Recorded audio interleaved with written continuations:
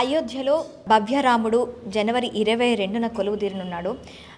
ఈ క్రమంలో మన హైదరాబాద్ చుట్టుపక్కల ఉన్న రామ మందిరాల విశిష్టత ఏమిటి? చాలా పురాతన రామ మందిరాలు హైదరాబాద్ చుట్టుపక్కలంతా కూడా ఉన్నాయి. మనకి ముఖ్యంగా తీసుకున్నట్లయితే లంగర్ హౌస్లో స్వయంభుగా వెలిసిన రామచంద్రమూర్తి మనకి సాక్షాత్కరించారు.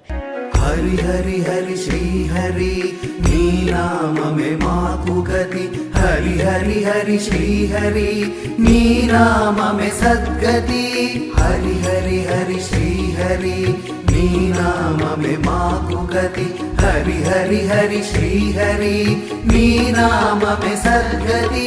గోవింద హరే గోపాల హరే గోవింద హరే.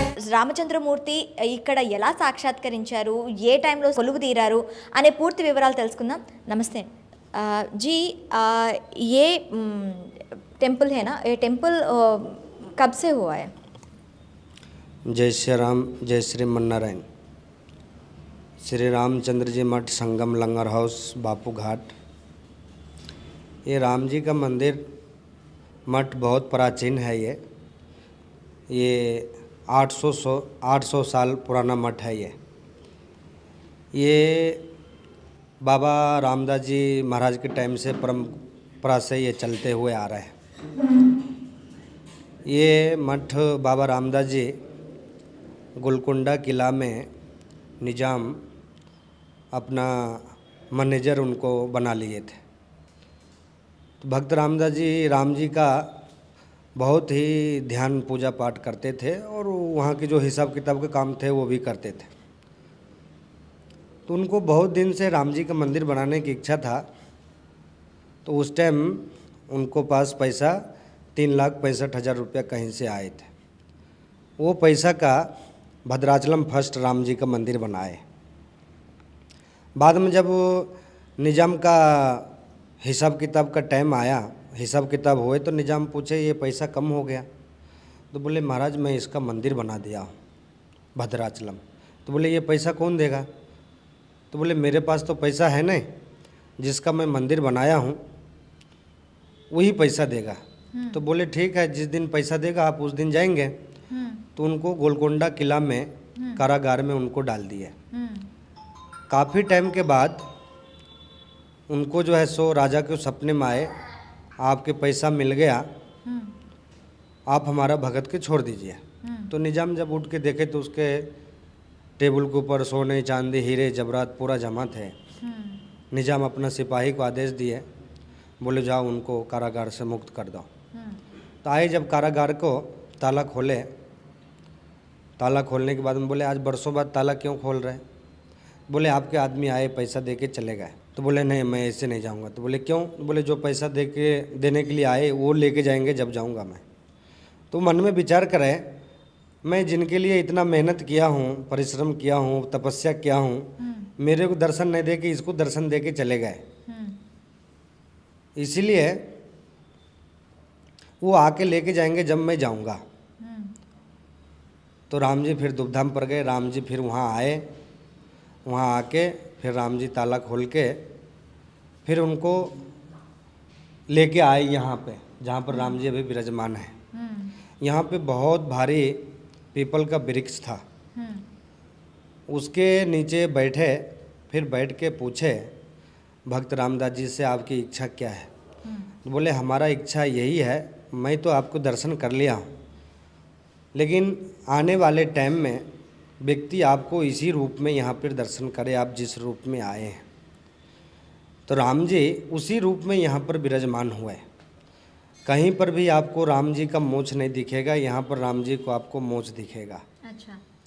और उस टाइम से ये कर्जा मुक्त राम जी हैं। जो भी व्यक्ति को कर्जा से परेशानी रहता है, कर्जा हो जाता है, वो यहाँ आके प्रदक्षिण लगाने से कर्जा मुक्त हो जाते हैं। कितनी टाइम पे? 41 डेज यहाँ प्रदक्षिणा 108 बार लगाना। अच्छा, రోజు 41 రోజులు 108 ప్రదక్షిణ। हाँ, वो 108 प्रदक्षिण लगाना, वो कर्जा मुक्त हो जाते हैं। अच्छा। तो ये कर्जा मुक्त राम जी हैं। और इस मठ का इतिहास बहुत भारी भारी है। यहाँ पे 16 पीठाधिपति हो चुके हैं अभी तक। और ये अयोध्या दिगंबर अखाड़ा कितना पीठाधिपति हो रहे हैं? 16। 16। हाँ, 16 पीठाधिपति यहाँ पे हो चुके हैं। और ये अयोध्या दिगंबर अखाड़ा से रिलेटिव मठ है। यहाँ आज भी साधु परंपरागत से चलते ये आ रहा है। ये मठ का वैष्णव संप्रदाय से अयोध्या दिगंबर अखाड़ा से लिंक है और कोई भी साधु परंपरा से जो बनते हैं वो वहीं से भेजते हैं। तो यहाँ पर साधु का राम जी का आशीर्वाद से साधु के अंडर में चलते ही है। और यहाँ पर 3 उत्सव बहुत भारी भारी कार्यक्रम होते हैं जहाँ लाखों आदमी आते हैं। श्री रामनवमी, ब्रह्म उत्सव, वैकुंठ एकादशी, ये उत्तर द्वार खोलते हैं। और मेन मंदिर का प्रोग्राम कार्तिक पूर्णिमा। तो ऐसा बताते हैं जब राम जी जब आए थे तो कार्तिक मास में यहाँ जो है सो बैठे थे, विराजमान हुए थे। अच्छा, कार्तिक मासम में वो तो बैठते थे। हाँ, ऐसा बताते हैं। तो उस टाइम से कार्तिक पूर्णिमा के मेला यहाँ बहुत भारी विशाल आयोजन होते हैं यहाँ। अच्छा। हाँ, 3 दिन के कार्यक्रम रहते, तो वो बहुत भारी उत्सव मेला होते कार्तिक पूर्णिमा का। और 3-4 प्रोग्राम तो बहुत भारी संख्या में होते। और उसी उपलक्ष्य में उस टाइम राम जी 14 साल के वनवास में आए थे अयोध्या। ये बार राम जी 500 वर्ष के बाद में आ रहे हैं। तो अयोध्या आ रहे हैं, ये हमारे हिंदू धर्म के लिए बहुत बड़ा गौरवशाली दिन है। ये 22 जनवरी को उस उपलक्ष्य में यहाँ सुबेरे राम जी का अभिषेक पूजा पाठ होगा। वो जनवरी 22 में उधर ही भी पूजा कर रहे थे। हाँ, इधर भी अभिषेक होगा, राम जी का पूजा पाठ होगा। और उसके बाद में सुंदरकांड का पाठ, रामचरितमानस का और हवन चलेगा। और अयोध्या में जो लाइव प्रोग्राम चलेगा, यहाँ एक LED TV लगा रहे हैं बड़ा, जो अयोध्या लाइव चलेगा प्रोग्राम, वो यहाँ पर बाहर चलेगा। उस दिन करीब 5 से 10 हज़ार आदमी का अन्नदान प्रोग्राम है। और शाम में 21,000 दिया लगा रहे हैं मंदिर में उस दिन। तो 22 तारीख ये हमारे हिंदुओं के लिए बहुत बड़ा गौरवशाली दिन है। और सभी हिंदू बंधु इसको अपने अपने तरीके से अपने अपने घर में दीपावली उस दिन ज़रूर मनाएं। हमारे बहुत बड़ा दिन है उस दिन, तो इसको जैसा जैसा मनाएं और उससे बढ़ के खुशी अपने को क्या हो सकता है, ये है। अच्छा, वो तो जनवरी 22 वो तो डेट दिया था, वो दिन में टेम्पल प्रतिष्ठा हो रही है बोल के बोलते हैं। क्यों वो दिन चूज करें? हमारे हिंदू धर्म में जो भी काम होते हैं वो शास्त्र संबंधित काम होते हैं। उस दिन शास्त्र में बहुत बड़ा योग उस दिन का है और उस टाइम मुहूर्त है। वो मुहूर्त के हिसाब से सब काम हमारे। और मुहूर्त बल कैसे देखती है? मुहूर्त पंचांग के हिसाब से देखते हैं। ये राम जी के जो मुहूर्त दिखाए गए हैं वो काशी में एक महाराज हैं, उनसे दिखाया गया है। तो महाराज 3 महीना तक की डेट देखे, लेकिन 3 महीना में बोले 22 जनवरी का बहुत अच्छा मुहूर्त है, इसी मुहूर्त में बैठाया जाए। तो इसी प्रकार से अयोध्या में जिस प्रकार से हो रहा है, बहुत भारी उत्सव है अयोध्या में। तो जो अब भारत का प्रधानमंत्री बोलिए, चाहे वो भारत के राजा बोलिए, तो जो उसका निर्णय होता है वो अटल होता है। तो निर्णय के अनुसार से ये हमारे गौरव के दिन है, ये गौरवशाली दिन है। गौरवशाली दिन को जो राम जी जो बैठ रहे हैं वहाँ, तब समझ जाइए अपने आप में वो कितनी भारी दिन होगा। वो दिन के सबके इंतज़ार था, वो दिन का टाइम उस दिन आ गए। उस दिन राम जी विराजमान हो रहे हैं अपने मंदिर में। థ్యాంక్ యూ అండి, థ్యాంక్ యూ వెరీ మచ్. చూసారు కదా, రామ మందిరం జనవరి 22 అనేది చాలా ప్రత్యేకమైన దినం. దీన్ని కాశీలో ఒక మఠ పీఠాధిపతి దీన్ని డేట్ని ఫిక్స్ చేయడం ద్వారా ఆ డేట్ని చూస్ చేసుకొని ఆ రోజు విశిష్టంగా అక్కడ రామ మందిర ప్రతిష్టతో ఏమైతే జరుగుతుందో ఆ ప్రతిష్టకు అనుసంధానంగా ఇక్కడ రామచరిత్ర మానస్, హనుమాన్ చాలీస్ ఇలాంటి పఠనాలు జరుగుతూ మనకి అక్కడి నుంచి ఏదైతే ప్రోగ్రామ్ అవుతుందో అది లైవ్ ద్వారా ఇక్కడ మనకి వీక్షించే అవకాశాలు కూడా కల్పిస్తామని చెప్పి టెంపుల్ యాజమాన్యం చెప్తున్నారు. హరి హరి హరి శ్రీ హరి నీ నామమే మాకు గతి. హరి హరి హరి శ్రీ హరి నీ నామమే సద్గతి.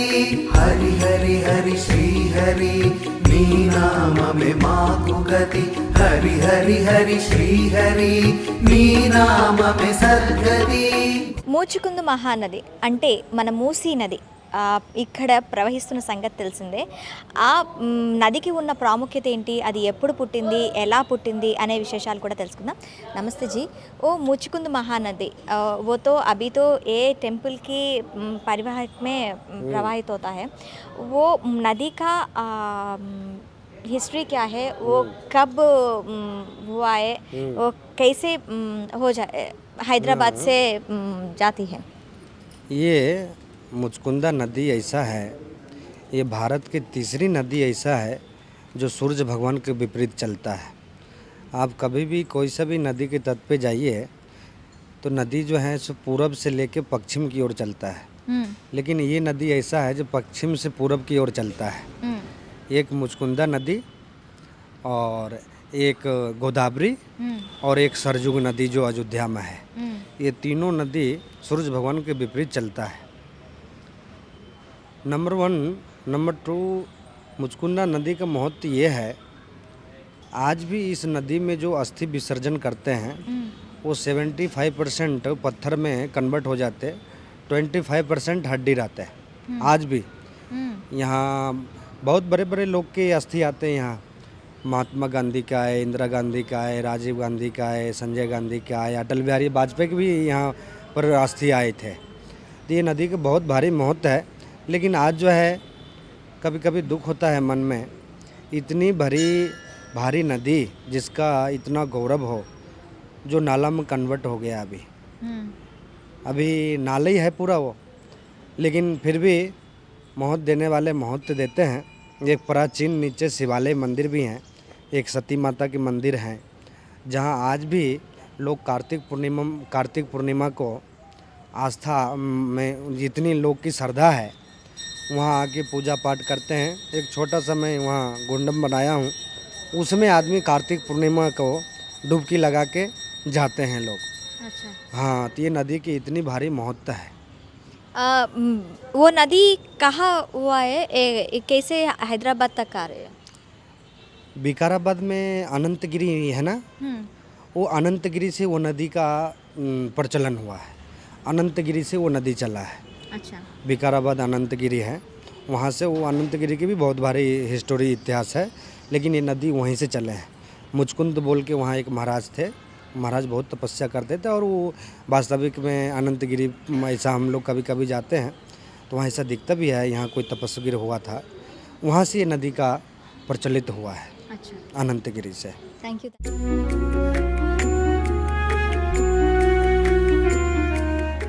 ప్రస్తుతం మనం లంగర్ హౌస్ దగ్గర ఉన్న సంగం గుడిలో ఉన్నాం.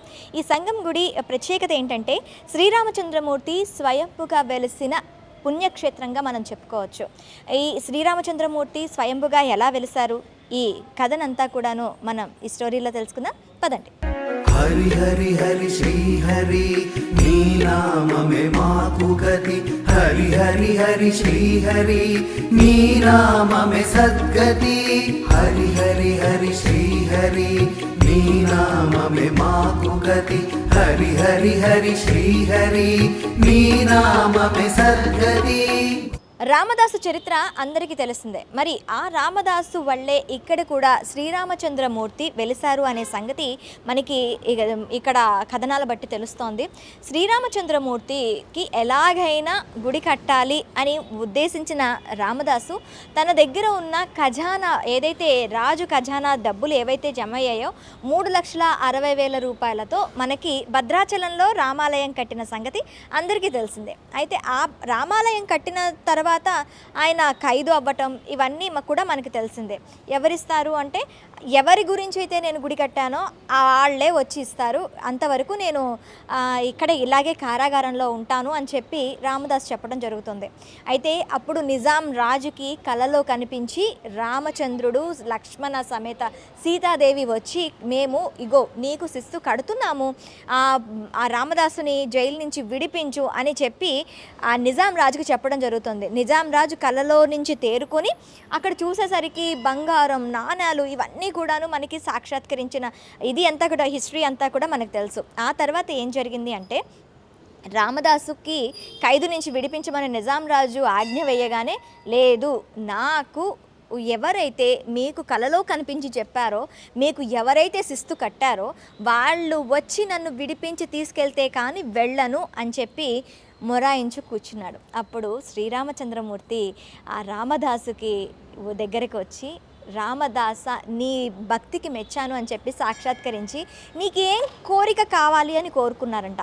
ఆ కోరిక మేరకు మీరు నాకు ఇప్పుడు ఎలా అయితే దర్శనం ఇచ్చారో ఆ దర్శనం ప్రకారమే ఇక్కడ మీరు కొలువు తీరాలని చెప్పి శ్రీరామదాసు కోరుకోవటం జరిగిందంట. ఆ కోరుకున్న తర్వాత అందుకనే ఇక్కడ మనకి ఆలయంలో రాముడు లక్ష్మణుడు కూడాను మీసాలతో ఉంటారు. ఇక్కడ మీసాలతోని ఆ రామదాసు కోరుకునే విధంగా వెలియటంతో ఇక్కడ వెలియడం జరిగింది. ఆ తర్వాత ఇంకా అలా అంటే ఇక్కడ మెయిన్గా ఏంటి అంటే ఎందుకు పూజలు చేస్తారు అంటే, ఎవరికైనా అప్పులు ఉంటే, రుణం ఉంటే రుణ విమోచన శ్రీరామచంద్రమూర్తిగా ఇక్కడ కొలువు తీరారు. ఇది కూడాను రామదాసు కోరిక మేరకే. ఎవరైతే అప్పుల బాధలు ఉంటాయో ఆ అప్పుల బాధలు తీర్చే విధంగా, రుణ విమోచన కలిగించే విధంగా ఇక్కడ రామచంద్రమూర్తి వెలేయటం జరిగింది. మనకి ఇక్కడ ఎవరికైనా అప్పులు ఉన్నవాళ్ళు ఒక 41 రోజులు 108 ప్రదక్షిణలు చేశారు అంటే వాళ్ళకి మొత్తం అందే కూడా రుణం తీరుతుంది అని కూడాను ఇక్కడ నానుడి. ఇకపోతే ఇక్కడ కార్తీక మాసంలో కార్తీక పౌర్ణమికి ప్రత్యేక పూజలు చేస్తూ ఉంటారు. కార్తీక మాసమే ఎందుకు అంటే ఇక్కడ స్వామివారు స్వయంభుగా వెలిసింది కార్తీక మాసం రోజునే అని చెప్పి అంటున్నారనమాట. కార్తీక మాసంలో ఎక్కువగా పూజలు నిర్వహిస్తూ ఉంటారు. అలాగే కార్తీక పౌర్ణమి రోజు విశిష్ట పూజలు అనేవి ఇక్కడ జరుగుతూ ఉంటాయి. ఇకపోతే మనకి జనవరి 22 అక్కడ అయోధ్యలో ఏవైతే జరుగుతున్నాయో పూజలు కూడాను, ఆ పూజలన్నీ ఇక్కడ లైవ్ టెలికాస్ట్ ఇక్కడ జరుగుతూ ఉంటాయి. దానికి అనుసంధానంగా ఇక్కడ రామచరితమానస్, తులసీదాస్ చరిత్ర, అలాగే హనుమాన్ చాలీసా ఇలాంటివన్నీ కూడా స్తోత్రాలు జరుగుతాయని చెప్తున్నారు. సో ఇంకెందుకు ఆలస్యం, ఎవరైనా అక్కడ అయోధ్యకు వెళ్ళి రాముని దర్శించుకోలే వాళ్ళు ఎవరైనా ఉంటే ఇక్కడ ఆ రామచంద్రమూర్తిని దర్శించుకోవడానికి వచ్చి తరిస్తారని కోరుకుంటున్నాం. మరొక ఇంట్రెస్టింగ్ అంశంతో మేము ముందుకు వస్తాం. Stay with us.